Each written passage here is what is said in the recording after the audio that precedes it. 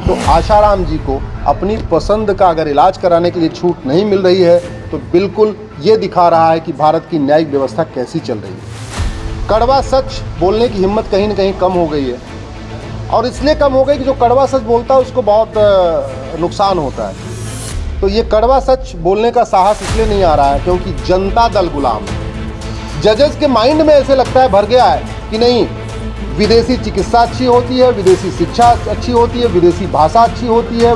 कहीं ना कहीं उनके दिमाग में ना गुलामी की मानसिकता चल रही है। लेकिन अब मुझे भरोसा है जो यूथ है, जो यंग जनरेशन है, वो बहुत लॉजिकल हो गई है। वो मीठे झूठ को पहचानती है और कड़वे सच को भी समझती है।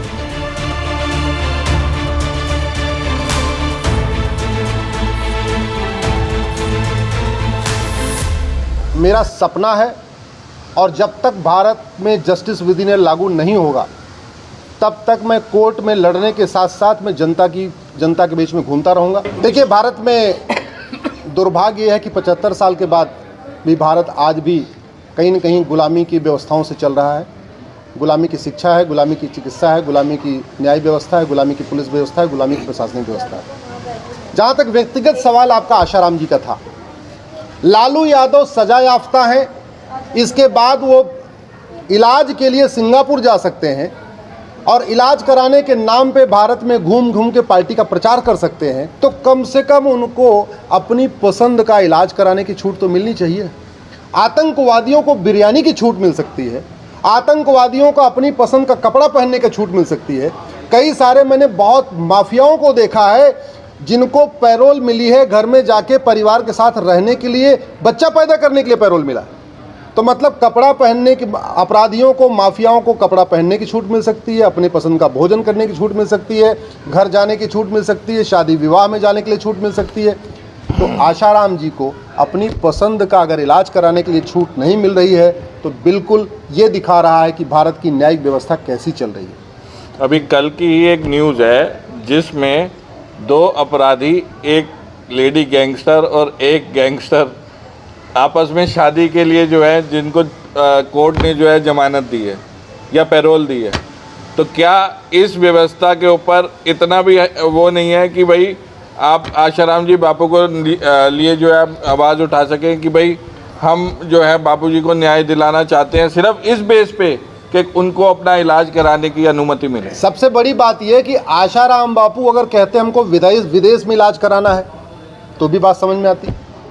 हालांकि विदेश में इलाज कराने के लिए कई लोगों को छूट मिली है, लालू यादव उसके साक्षात उदाहरण है।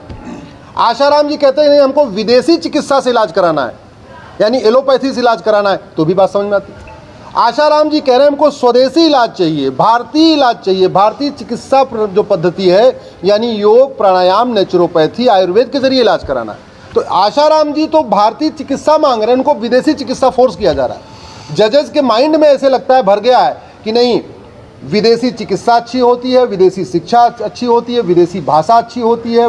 कहीं ना कहीं उनके दिमाग में ना गुलामी की मानसिकता चल रही है। अदरवाइज जो एक व्यक्ति कह रहा है कि यार हमको अपने पत्नी से मिलने दो, अपनी हमको पुत्री से मिलने दो, अपने हमको पुत्र से मिलने दो, या हमको योग, प्राणायाम, नेचुरोपैथी के जरिए इलाज कराने दो, उसका विरोध करना मुझे नहीं लगता कि ये ठीक है।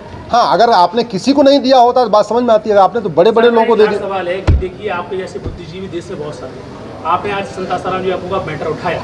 बहुत सारे बुद्धिजीवी सोचते हैं कि वो क्यों नहीं उठाते, जनता बोलती है वो क्यों नहीं उठा पाते। आपको क्या कुछ विशेष, कुछ ऐसा कुछ आईना दिखाया गया है, आपके दिमाग में ये तमाम चीज़ें क्यों हैं? तो लोग सोचते हैं कि आखिर इतने बड़े जो कंट्रोवर्सी सब्जेक्ट है हम क्यों छुए, आखिर वो लोग आवाज़ क्यों नहीं उठा पाते? आपके ऐसे बहुत सारे बुद्धिजीवी भारत देश में नहीं, मुद्दा क्यों नहीं बन पाते? देखिए, भारत में पहले भी लोग राजाओं के गुलाम थे, अब पॉलिटिकल पार्टियों के गुलाम हो गए। सामान्यतया ज़्यादातर बुद्धिजीवी दल गुलाम है। वो अगर अखबार में लिखते हैं तो पार्टी के हिसाब से लिखते हैं, बोलते हैं तो पार्टी के हिसाब से लिखते हैं।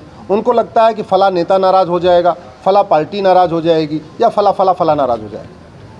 दुर्भाग्यवश जिसको आप बुद्धिजीवी कहते हैं, या तो वो पैसे के लिए लिखते हैं बोलते हैं, या तो पार्टी के लिए लिखते हैं बोलते हैं, या नेता के लिए लिखते बोलते हैं।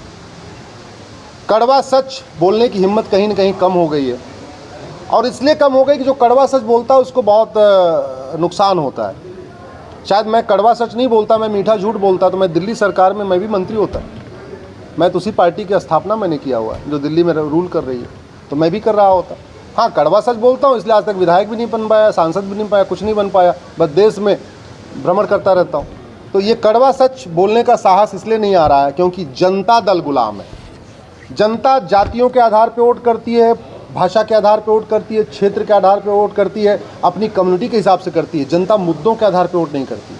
जनता कभी अच्छे पुलिस सिस्टम के लिए वोट नहीं करती, जनता कभी अच्छे जुडिशल सिस्टम की डिमांड नहीं करती, जनता कभी इलेक्शन सिस्टम की डिमांड नहीं करती, जनता कभी एडमिनिस्ट्रेटिव सिस्टम की डिमांड नहीं करती, जनता police charter, citizen charter, judicial charter, administrative charter की मांग नहीं करती, जनता justice for all, justice with in year की मांग नहीं करती।